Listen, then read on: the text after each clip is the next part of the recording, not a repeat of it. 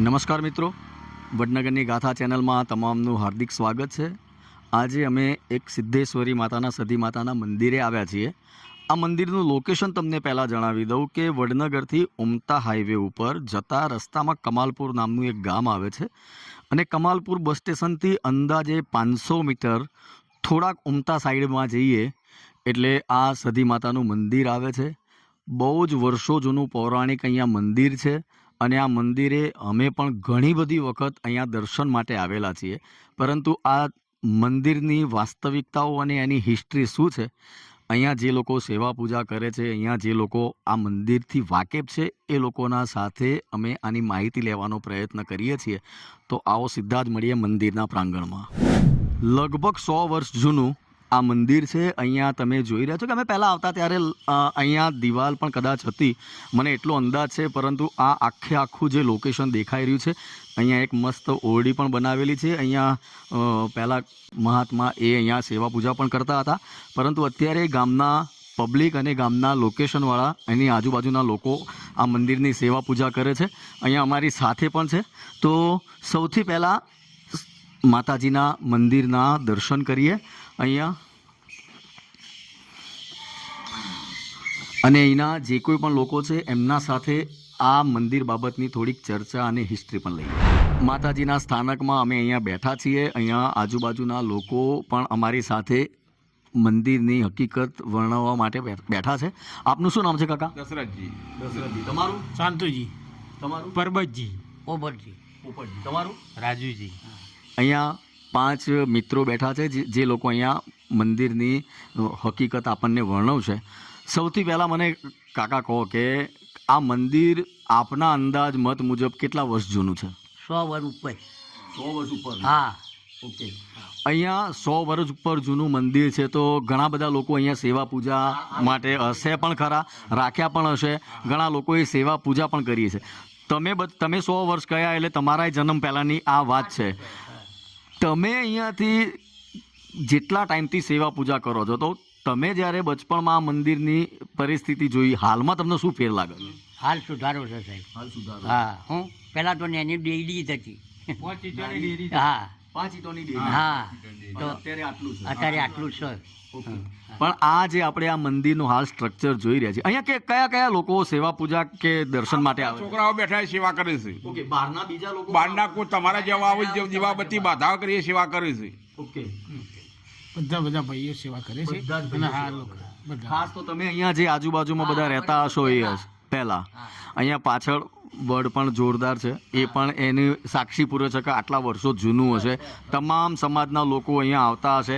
આપણે ઘણાના નામ પણ નહીં જાણતા હોય એવા લોકો પણ આવીને સેવા પૂજા કરી જતા હશે. પણ હું વિડીયોમાં એટલા માટે બનાવવા આવ્યો છું કે 20-30 વર્ષથી આ જે પ્રમાણેનો માહોલ છે, અત્યારે ઘણા બધા મંદિરો મોટી વ્યવસ્થિત રીતે બની ગયા છે. અહીંયા જોઈએ એ પ્રમાણેનું મંદિરનો વિકાસ હજુ નથી થયો. વાત સાચી છે. એનું કારણ હા. શું છે? એનું કોઈ પબ્લિક આવતી જરૂર વધારે પબ્લિક આવતી નહીં. આવા એ કોઈ દોન કરતું નહીં. અને અમારા જેવા હોય 12 મહિને સેવા પૂજા કરે, તમારા જેવા કોઈ આવે ઘી લાવે, દીવો લાવે એવું કરે છે, એના પર ચાલે છે. તો જો વડનગરના પણ મંદિરો મોટા જોરદાર અત્યારે વિકાસ થઈ ગયા. આજુબાજુના તમે ગામડા જોતા હોય તો એ પણ વિકાસ થઈ ગયો. અહીંયા હું પણ ક્યારેક આવીને માથું નમાવેલું છે, મેં પણ શ્રીફળ ચડાવેલા છે. પણ મને તમે જે પ્રમાણે કહ્યું મને ખબર નથી કે ભાઈ અહીંયા આ પ્રમાણેની વિકાસ થવો જોઈએ. મને વિડીયોમાં લોકોએ કોમેન્ટ કરી એટલે મને ખબર પડી કે ભાઈ આ મંદિરનો પણ વિકાસ થવો જોઈએ. તો જેટલા સમાજના કોઈ પણ આવતા હોય તો ધીમે ધીમે થાય. દાન દક્ષિણા એવું આ કરવું. કરવું. તો હવે જો તમે જે દાન દક્ષિણાની વાત કરીને આનો વિકાસ પણ થાય, પણ એના મેનેજમેન્ટ માટે પણ પછી માણસો એ પ્રમાણેના જોઈએ. જોઈએ માણસો જોઈએ. ઓકે માણસો જોઈએ. કારણ કે ઓકે એટલા માટે જોઈએ કે વિચારો કે અહીંયા આપણે દાન પેટી રાખીએ છે જ. હા, પણ પેલું શું છે કે ઘણી વખત આ દરવાજો વાંખેલો હોય છે. દરવાજા વાંખેલાના કારણે કોઈના દાનપેટી નજરમાં નથી આવતી. તો દાનપેટી એવી હોય કે જે જ્યારે પણ ખુલે ત્યારે 5 માણસો જે મેનેજમેન્ટ કરતા હોય એ લોકો પણ સાથે હોય અને એમના સાથે હિસાબ થાય.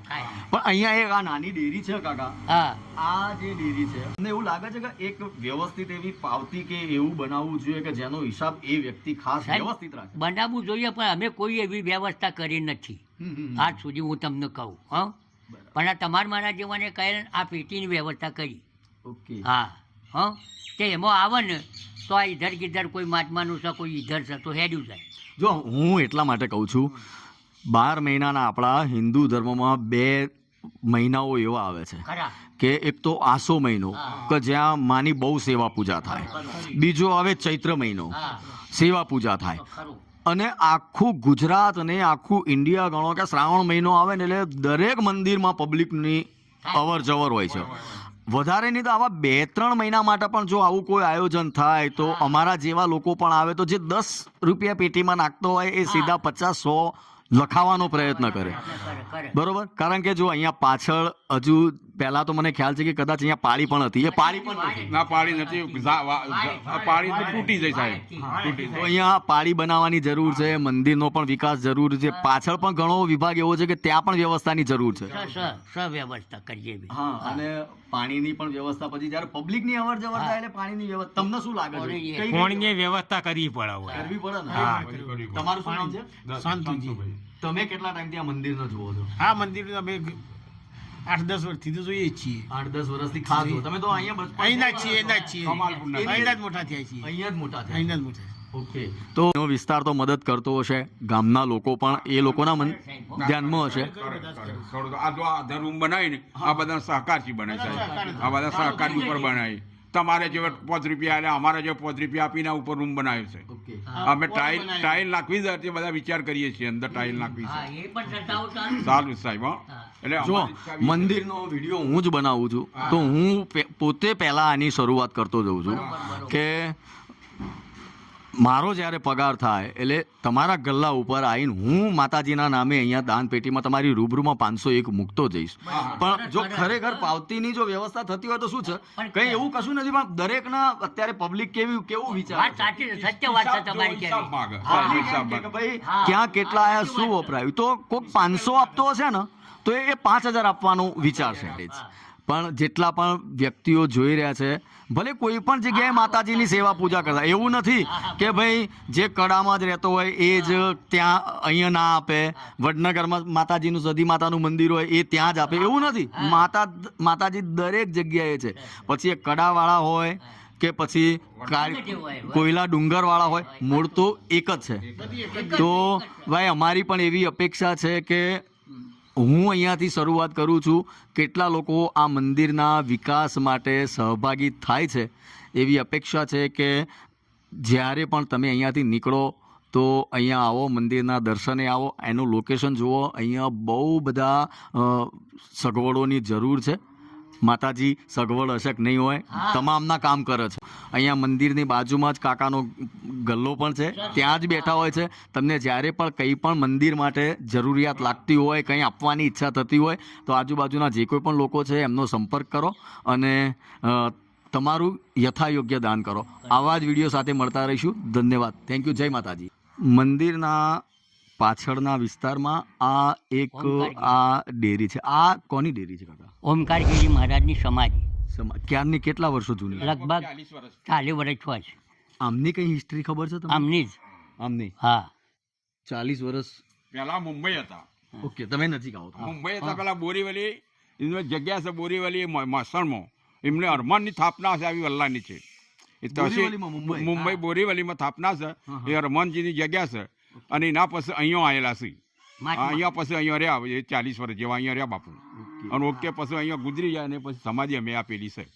ઓકે, આ સમાધિ એમની જ છે. હા એમની જ છે. ઓકે, તો જુઓ ભાઈ, આ મંદિરના પાછળના ભાગમાં આ જે મહાત્મા હતા, અહીંયા જે સેવા પૂજા કરતા હતા, એમની પણ સમાધિ અહીંયા બનાવેલી છે. અરે એમનું ગોમને આ પણ કર્યું. પાણીનું ને આ બધું આ પણ છે. તમને એવું લાગે છે હવે પાછળ આયા જ છીએ તો બીજી ચર્ચા કરીએ. હા જેમ કે આ જમીન તો આપણા મંદિરની જ આ છે, મંદિરની જ છે. તો આ જે લોકેશન જે રહ્યું, હા આનો સુધારો વધારો થાય તો જે વખતે કોર્ડન થાય ને હા થાય.